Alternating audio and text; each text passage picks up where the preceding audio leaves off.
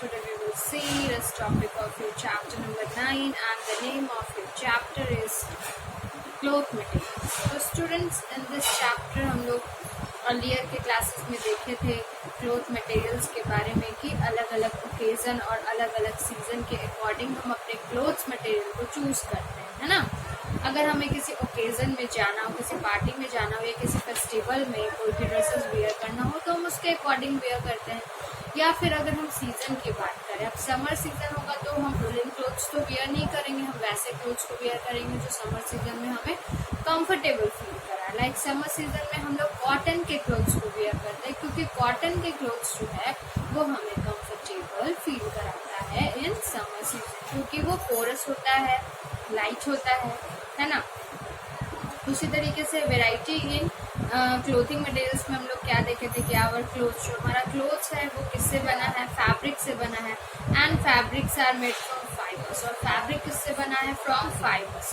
Cotton, wool, silk and synthetic are different types of clothing materials. जैसे कि different types of clothing materials होते हैं, जैसे cotton होता है, वूल होता है, सिल्क होता है, synthetic wear are different types of clothing materials. Okay, तो अब अलग अलग क्लोथ्स को देखोगे तो उनका अलग अलग यूजेस हैं। जैसे कि ऊल के क्लोथ्स है जिसका हम लोग यूज करते हैं ठंड के टाइम में क्योंकि वो हमें वार्म फील कराता है ना।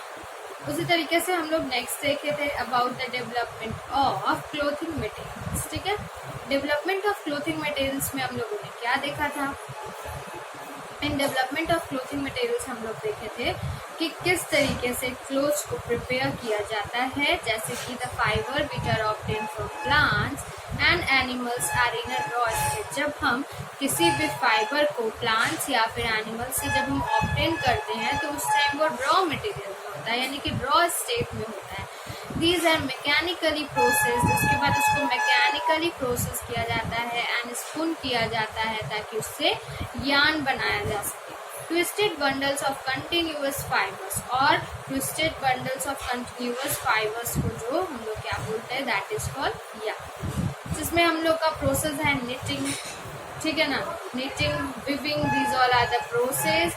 Yarn are then converted fabric by two main process. Yarn को फैब्रिक में कन्वर्ट करने के लिए दो मेन प्रोसेस होते हैं, जैसे कि विविंग होते हैं और निटिंग होते हैं ना।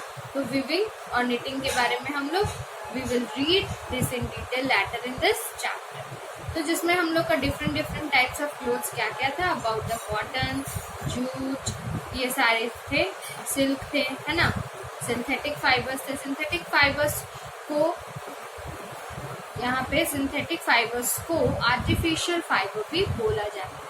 सिंथेटिक फाइबर्स में आपके आ जाएंगे like nylon, polyester, obtain from artificial materials. ये सारे जो हैं वो ऑब्टेन होते हैं आर्टिफिशियल मटेरियल्स, ठीक है।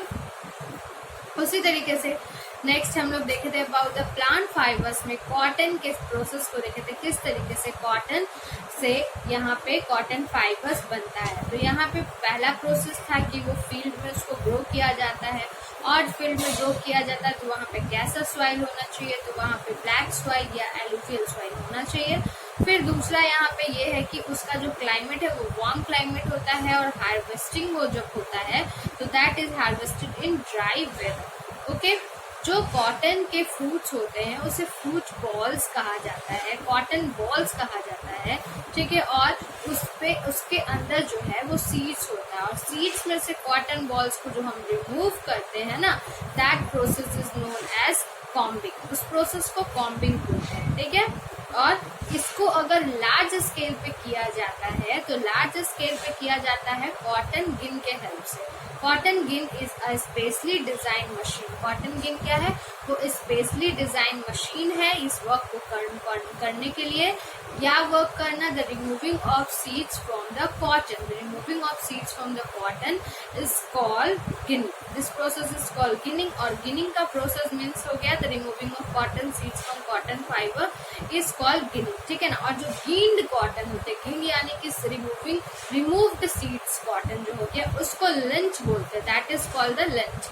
नाउ इस तरीके से हुआ। उसके बाद हमारा नेक्स्ट प्रोसेस है वो है स्पिनिंग। स्पिनिंग में क्या होता है, स्पिनिंग में स्ट्रैंड्स ऑफ कॉटन जो होते हैं उसको स्ट्रैंड्स ऑफ कॉटन को स्पून किया जाता है ताकि उससे यार्न बनाया जा सके, यानी कि धागे को बनाया जा सके, ठीक है। और इसको आप स्पिंडल्स के थ्रू, चरखा के थ्रू भी करा जाता है, और दूसरा स्पिनिंग मशीन के थ्रू। अगर उसको लार्ज स्केल पे करना है तो वो स्पिनिंग मशीन के थ्रू किया जाता है, ठीक है। नेक्स्ट हमारा दैट इज द प्रोसेस है वो है वीविंग है। वीविंग में क्या होता है, बुनाई होती है, वो जो थ्रेड है उसकी बुनाई करके, अलग अलग जो थ्रेड उसकी बुनाई करके उससे फैब्रिक बनाया जाता है। नेक्स्ट है knitting. Knitting it is the process which a single yarn is converted to a piece of fabric. Okay. Next है braiding. It is an interweaving 3 or more strands of yarn at diagonally overlapping patterns. तो ये सारे जो भी हमारे process थे that is about the cotton. और आज का जो हमारा टॉपिक होगा student, this is about the jute. ये हमारा जूट का टॉपिक है। Now see about the jute. तो another valuable fibre is jute, ठीक है ना। अब ये जो जूट है ये भी काफी वैल्यूएबल फाइबर है। Jute is a species of woody herbs, ठीक है ना। ये वुडी हर्ब्स होता है, यानी कि ये हर्ब्स होता है और ये कैसा होता है, एकदम वुडी होता है, ठीक है। It is cultivated. इसका कल्टिवेटेड किस सॉइल में किया जाता है, इन अलूवियल या फिर क्लेई सॉइल। अलूवियल सॉइल में या फिर क्लेई सॉइल में इसका कल्टिवेशन होता है, okay. In the river valleys, कहाँ पे होता है, तो रिवर वैलीज के पास, कोस्टल एरियाज के पास, जहाँ पे एनुअल फ्लड्स रिसीव होते हैं, ठीक है ना। एनुअल फ्लड्स वहीं से रिसीव होते हैं और वहीं पे इसका कल्टीवेशन होता है। Warm and humid climate is best suited for its cultivation, ठीक है। वार्म और ह्यूमिड क्लाइमेट जो है इसके कल्टीवेशन के लिए बिल्कुल ही बेस्ट है, okay. It gets ready within 4 to 5 months। और ये जो क्रॉप्स है ये रेडी हो जाता है with in 4 to 5 months and is harvested by hand. ये 4 to 5 months में तो रेडी हो जाता है और इसका जो हार्वेस्टिंग है वो किससे होता है, हार्वेस्टिंग हैंड्स के थ्रू होता है, ओके। तो यहाँ पे हम लोग क्या क्या देखें कि अनदर जो वैल्यूएबल हमारा जो सॉइल है दैट इज जूट, ठीक है ना। जूट जो है वो गोल्डन कलर का होता है ना, और इसको अनदर नेम गोल्डन फाइबर के नाम से भी जाना जाता है। जूट भी काफी इम्पोर्टेंट है हमारे लिए। जूट का ग्रोइंग किस सॉइल में होता है, तो अलूवियल सॉइल में, क्लेई सॉइल में, in the river valleys and coastal areas के प्लेसेस पे होता है, जहाँ पे हर साल एनुअल रेनफॉल रिसीव होता है। रिसीव्ड एनुअल रेनफॉल नहीं, एनुअल फ्लड रिसीव होता है। और वार्म और ह्यूमिड क्लाइमेट्स जो होते हैं इसके लिए बेस्ट है फॉर कल्टीवेशन में, और इसको रेडी होने में 4 से 5 मंथ लग जाते हैं और इसका हार्वेस्टेड होता है by hand. Now after harvesting करने के बाद the roots and foliage are removed and the stems are tied in bundles. जैसे हार्वेस्टिंग कर लिया और उसके बाद इसका जो रूट्स है और ये फोलियज है इसको रिमूव किया जाता है और इसके स्टेम्स को क्या किया जाता है, बंडल में टाइट कर दिया जाता है, बंडल में बांध दिया जाता है। And soaked in water about a fortnight. और फोर्टनाइट तक के लिए इसको वाटर में डाल करके रख दिया जाता है, सोक करके, डुबा करके रख दिया जाता है। Soaking of stems in water is called retting. और इसके स्टेम को जो सोकिंग किया जाता है ना, इस प्रोसेस को बोला जाता है retting. Soaking of stems in water is called retting. The soaked stems are rinsed। Soaked stems जो होते हैं वो rinsed होते हैं and wrung to remove and any non-fibrous matters than dry, ठीक है। द सोक्ड स्टेम्स को सुखाया जाता है and wrung to remove any non-fibrous matter and then dried. उसके बाद इसको ड्राइड किया जाता है। मैं आपको इसका पहले आपको मैं पिक्चर शो करती हूँ कि कैसा होता है ये जूट का प्लांट और किस तरीके से रेटिंग वाले प्रोसेस यानी कि इसको सोकिंग किया जाता है। इसके स्टेम को वाटर में, इसको रेटिंग कहते हैं, ताकि इसमें इसको ऐसा इसलिए किया जाता है ना, इसको मतलब सोकिंग वाटर में इसको सोक इसलिए किया जाता है ताकि इसमें से जो जूट फाइबर है, जूट प्लांट में से जूट फाइबर को ऑब्टेन किया जा सके, क्योंकि तब वो इजिली रिमूव हो जाता है और इसको किया जाता है। जो नॉन फाइबरस मैटर है उसको ड्राइड कर दिया जाता है। द फाइबर्स दस गेट सेपरेटेड। और उसके बाद क्या किया जाता है, ड्राई करने के बाद उसके जो फाइबर हैं उसको फिर सेपरेट कर लिया जाता है।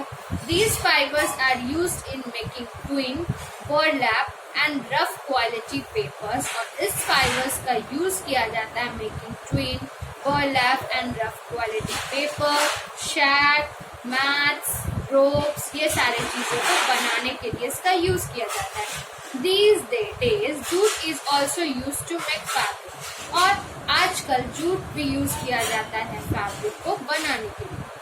This fiber is durable। ये फाइबर जो है ये ड्यूरेबल होता है, काफी टिकाऊ होता है, स्ट्रॉन्ग होता है एंड ऑफ कोर्स इनएक्सपेंसिव, यानी कि ज्यादा महंगा नहीं होता। Have you seen a चारपाई? आपने चारपाई देखा है? जो वुडन बेड्स होता है, बेड्स टाइप का, जिसको खटिया बोला जाता है ना, बेड्स होता है जिसको सोने के लिए लोग यूज करते हैं। ये स्पेशली विलेज एरिया में आपको नजर आएंगे। It is made of jute. और ये भी पता है ये जूट के रोप से ही बना हुआ होता है। इसके जो ओपन किया हुआ रहता है चारपाई के बीच में, जिसपे मतलब रेस्ट करने के लिए ओपन किया हुआ रहता है, वो जो थ्रेड होता है ना, वो जूट ही होता है, ठीक है ना। जूट से ओपन किया, जूट रोप से ही ओपन किया जाता है इन वुडन फ्रेम। वुडन टाइप का फ्रेम होता है चारों कॉर्नर से, और बीच में इसको क्या किया जाता है, इसका जूट रोप से ओपन किया जाता है। A variety of jute rope is used to weave चारपाईज, ठीक है ना। A variety of jute rope का यूज किया जाता है weave चारपाईज और बान, ठीक है ना, यानी कि बान बनाया जाता है। Wooden chaukies, chairs, tables and stools are in fashion nowadays। मतलब चौकी है या चेयर्स है, टेबल है, ये इसी चीज का बना हुआ, जूट के रोप से बना हुआ, वुवन किया हुआ बना हुआ आजकल बहुत ज्यादा फैशन में। Almost 85% of the world jute cultivation is concentrated in the Sundarban delta. मतलब 85% पूरे वर्ल्ड का जो जूट का जो कल्टीवेशन है वो सुंदरबन डेल्टा में होता है। This fertile geographic region is shared by both Bangladesh and India। China also has a dominating place in jute cultivation। China के पास भी dominating place है for the jute cultivation। On a smaller scale में Thailand, Myanmar, Pakistan, Nepal and Bhutan also cultivate jute। तो यहाँ पे students हमने jute के बारे में क्या क्या देखा कि almost 85% of the world's jute cultivations is concentrated in the Sundarban delta. और ये इसके अलावा बहुत सारा प्लेसेस है जहाँ पे स्मॉलर स्केल में भी होता है, like Thailand, Myanmar, Pakistan, Nepal and Bhutan, ठीक है। तो this is over about the jute. अब नेक्स्ट जो है plant fibre, that is about the coir. What is coir? Coir is obtained from the husk of coconut। Coconut का जो हस्क होता है ना, उससे कॉयर को ऑब्टेन किया जाता है। हस्क यानी कि जो कोकोनट्स के ऊपर में थ्रेडी टाइप्स का होता है ना, उससे। The fibre of coir recovered from coconut, ठीक है ना। फाइबर ऑफ जो कॉयर है वो कोकोनट्स के रिकवर्ड से निकाला जाता है और फिर उसको स्पून किया जाता है ताकि उससे यार्न बनाया जा सके, और braided to make ropes etcetera, और उसको ब्रेडेड किया जाता है ताकि उससे रोप्स बनाया जाए। Coir has a disadvantage over jute. Coir का डिसएडवांटेज है over jute as it is rough and piercing, और ये रफ और पर्सिंग होता है, इसलिए इसका ज्यादा यूज नहीं किया जाता है, लेकिन इससे भी बनते हैं, ठीक है ना। Coir is also a plant fibre. Other plant fibres आपके जो है वो आपके फ्लैक्स, हेम्प भी है। तो फ्लैक्स जो है is yet another plant fibres obtained from stalk of flax plant. Flax fibres are woven to make fabric for linen. Flax fibre को भी वुवन किया जाता है फैब्रिक बनाने के लिए, जिसको लिनन बोलते हैं। Flax is also use to for make ropes and good quality papers. Flax का यूज किया जाता है रोप्स बनाने के लिए और गुड क्वालिटी ऑफ पेपर्स को बनाने के लिए फ्लैक्स का यूज किया जाता है। नेक्स्ट है hemp. Hemp fibres are obtain from the stems of hemp plant. Hemp fibres कैसे ऑब्टेन किया जाता है? तो hemp fibres are obtain from the stem of hemp plant. Hemp plant grow well in loamy soil. Hemp plants जो है वो well grow करता है in loamy soil. Hemp fibres are used to make clothes. Hemp fibre का use किया जाता जाता है क्लोथ्स बनाने के लिए, कारपेट बनाने के लिए, रोप्स बनाने के लिए, नेट्स बनाने के लिए और स्पेशल टाइप ऑफ प्लास्टिक को बनाने के लिए इसका यूज किया जाता है। नाउ तो यहाँ पे हम लोगों ने हेम्प और कॉयर के बारे में देखा। हेम्प, कॉयर और फ्लैक्स ये सारे जो भी हैं सब प्लांट ही फाइबर। अब नेक्स्ट हम लोग देखेंगे about the silk cotton. Next one is the silk cotton. तो light and fluffy silk cotton fibres obtain from the fruits of silk cotton trees. Silk cotton tree से इसको ऑब्टेन किया जाता है। यहाँ पे हम लोग का टॉपिक जो है students that is about the silk cotton. Light and fluffy silk cotton fibers are obtained from the fruits of silk cotton trees. They are also known as kapok, or this fibers is used as stuffing in pillows. इस fibre का use किया जाता है pillows में भरने के लिए, sleeping bags में भरने के लिए, लाइफ जैकेट में, and also use to make clothes. यानी कि सिल्क कॉटन का क्या क्या यूजेस है? तो this fibre is used for stuffing in pillows, sleeping bags and life jackets, and also to make clothes. Now, with a passage of time and advancement in science and technology, natural fibers were substituted by synthetic fibers or materials. These fibers have some advantage over natural fibers. They are strong, ये strong होते हैं, water repelling होते हैं, elastic होता है, light weight होता है. However, no matter how fashionable and user-friendly synthetic clothes may be, they are not very healthy to wear. है ना?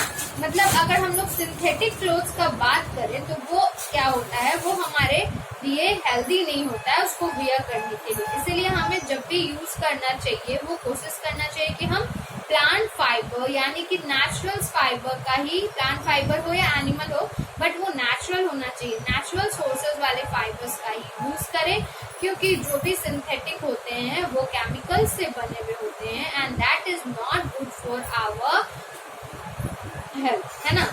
In the above observation, you will notice that threads from a bandage do not stretch much, instead break easily. है ना? In the above observation, you will notice that thread from a bandage, bandage में से जो thread होता है, do not stretch, इसको stretch नहीं कर पाते हैं, do not stretch much, instead break easily, है ना? Break easily, remains wet for a long time, show color, burns completely, leaving ashes and smells like burning paper. However, threads from the shoelaces string dry faster, can be stretched, are tough, and burning strings melt and turn into black mass. तो इस तरीके से हम लोग एक activity को देखेंगे students और उसके थ्रू समझेंगे about the silk cotton, synthetic fibres और नेचुरल फाइबर्स को समझेंगे, ठीक है? To absorb the properties of synthetic fibers and natural fibers, to study cotton fibers, take 2 to 3 threads of medicated cotton bandages. ठीक है ना? आपको अगर कॉटन फाइबर देखना होगा तो आप 2 से 3 थ्रेड लोगे मेडिकेटेड कॉटन बैंडेज का, easily available at chemist shop. Chemist के शॉप पे ये इजिली अवेलेबल होता है। And a few from shoelacing string for synthetic fiber और shoelace लोगे, study their properties and answer the following questions. Now, are they both similar in texture? क्या दोनों की बनावट सेम है, सिंथेटिक shoelace की और नेचुरल कॉटन की? तो do they stretch equally? क्या वो इक्वली स्ट्रेच हो सकता है, उसको हम लोग देख सकते हैं? Which of them break easily? दोनों में से कौन easily break होगा? ओके, नेक्स्ट है what happens when these are burn, और क्या होता है जब इसे बर्न किया जाता है, जलाया जाता है? तो soak each of them in water and observe, अब दोनों को सोक कीजिए और ऑब्जर्व कीजिए। Which of them wet for a longer time, कौन लंबे समय के लिए वेट होता है, भींगा हुआ होता है? Which one retains colours when soak, और किसका कलर जाता है जब हम उसे सोक करते हैं? तो इस तरीके से हम लोग ऑब्जर्व कर सकते हैं about the cotton fibres and about the synthetic fibres. Students यहाँ पे आपका फिल इन द ब्लैंक्स भी है, उसे भी आप करोगे।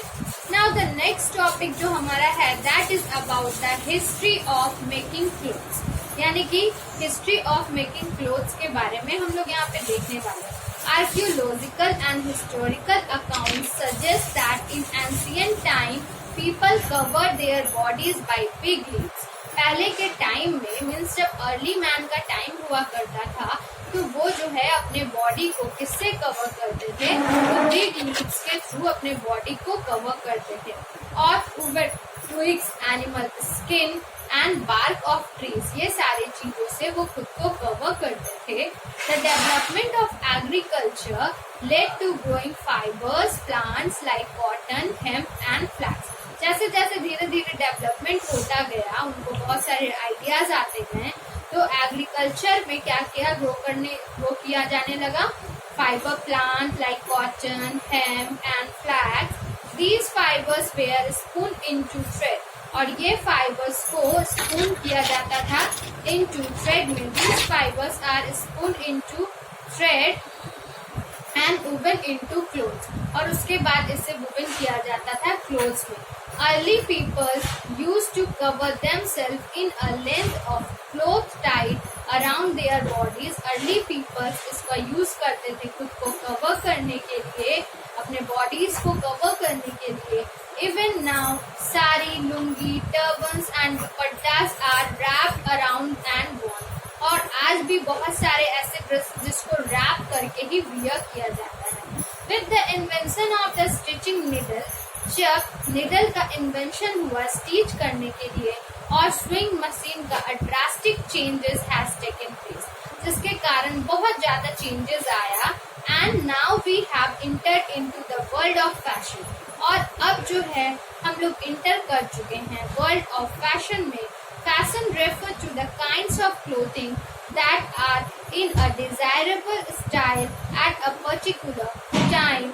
Eight different times in history, fashionable dresses have taken very different forms. तो आज के टाइम में क्या है कि बहुत ज़्यादा फैशनेबल ड्रेसेस आ चुका है, बहुत सारे टेक्नोलॉजी आ चुके हैं जिसके through different types of clothes को इजी वे में बनाया जाता है। ठीक है, एक वीवर बर्ड हुआ करता है जो क्या करता है, वो अपने ट्विग्स को स्टिच करता है, लीव्स को स्टिच करता है अपने बिग्स के थ्रू। उनकी बिग्स की बनावट ऐसी है जिसके थ्रू वो स्टिचिंग करता है अपने नेस्ट को बनाने के लिए। तो यहाँ पे स्टूडेंट्स आपका जो चैप्टर है हिस्ट्री ऑफ मेकिंग क्लोथ्स पे ओवर हो चुका है, और इस चैप्टर में हम लोग बहुत सारे टॉपिक को देखें। लाइक हम लोगों ने देखा about the plant fibers, development of clothing materials, variety in clothing materials, cotton, plant fiber ने हम लोगों ने देखा कॉटन के प्रोसेस, बहुत सारे प्रोसेस को देखे लाइक गिनिंग, स्पिनिंग, विविंग, वाप, ये सारे प्रोसेस हैं। निट, और फिर हम लोग बहुत सारे प्लांट्स फाइबर्स को देखे like jute, coir, flax and hemp, ये सारे क्या थे, ये सारे प्लांट्स फाइबर थे। सिल्क कॉटन को देखे, हिस्ट्री ऑफ मेकिंग क्लोथ्स। तो हेयर स्टूडेंट्स हमारा चैप्टर तो फिनिश हो गया है। Now we will see about the summary. Fibres are long thin thread like structure. Fibre कैसा होता है, long thin thread like structure होता है। Obtain from natural as well as synthetic materials, इसको ऑब्टेन किया जाता है नेचुरल वे में या सिंथेटिक मटेरियल्स के थ्रू इसे ऑब्टेन करते हैं। नेक्स्ट हमारा है cotton, jute, coir and flax are obtain from. जो कॉटन है, जूट है, कॉयर है एंड फ्लैक्स है, ये ऑब्टेन प्लांट्स के थ्रू होते हैं। और सिल्क, ऊल, ये जो है ये ऑब्टेन फ्रॉम एनिमल्स के थ्रू होते हैं। नेक्स्ट है हमारा nylon and polyester are some synthetic fibres. Nylon और पोलिस्टर जो है वो सिंथेटिक फाइबर्स हैं। Fibres are converted into yarn by the process called spinning. Fibres को कन्वर्ट किया जाता है यार्न में, और इस प्रोसेस को बोला जाता है spinning. Okay, yarn is woven into fabric. Yarn को फैब्रिक में वुवन किया जाता है by hand as well as machine. knitting, braiding and weaving are some of the methods to change fiber into fabric. Okay, early people covered their bodies. अब early के जो people हुआ करते थे लाइक अर्ली मैन, वो अपने bodies को cover करते थे with leaves, bark of trees and animal skin. But now days ये टोटली चेंज हो चुका है, क्योंकि बहुत ज्यादा डेवलपमेंट आ चुके हैं, बहुत सारे मशीन्स आ चुके हैं और हमारा माइंड भी बहुत ज़्यादा डेवलप कर चुका है, जिसके थ्रू हम लोग अलग अलग टेक्निक का यूज़ करके अलग अलग टाइप्स ऑफ ड्रेसेस को फॉर्म देते हैं, बनाते हैं। स्टूडेंट्स, यहाँ पे आपका कीवर्ड्स भी आप उसे लर्न करोगे। I hope you all have understood this chapter. और आपको अगर चैप्टर्स में कोई भी क्वेरीज होगी तो आप मुझे व्हाट्सएप पे मैसेज करके पूछोगे, और यहाँ पे जो भी पढ़ाया गया है इसे आप अच्छे से रिवाइज करोगे, समझोगे, ये चैप्टर आपको क्लियरली समझ में आ जाएगा। ओके स्टूडेंट्स, तो यहाँ पे ये बहुत इंटरेस्टिंग चैप्टर था स्टूडेंट्स हम लोग का अबाउट द क्लोथ मटेरियल्स, जिसमें हम लोग different types of cloth materials को देखे और कैसे कौन से क्लोथ्स ऑब्टेन्ड होते हैं, कौन से फाइबर्स का कौन सा प्लांट होता है, ये हम लोग देखे, जिसमें से बहुत सारे मैनमेड भी थे और कुछ यहाँ पे नेचुरल भी थे। नेचुरल जो है वो दो सोर्सेस से यहाँ पे मिलता है, लाइक प्लांट्स और एनिमल्स, और सिंथेटिक फाइबर्स भी होते हैं। सिंथेटिक फाइबर्स मैनमेड होता है, जिसका केमिकल का यूज करके इंडस्ट्रीज में उसे बनाए जाते हैं। So students, thank you, that's it for today.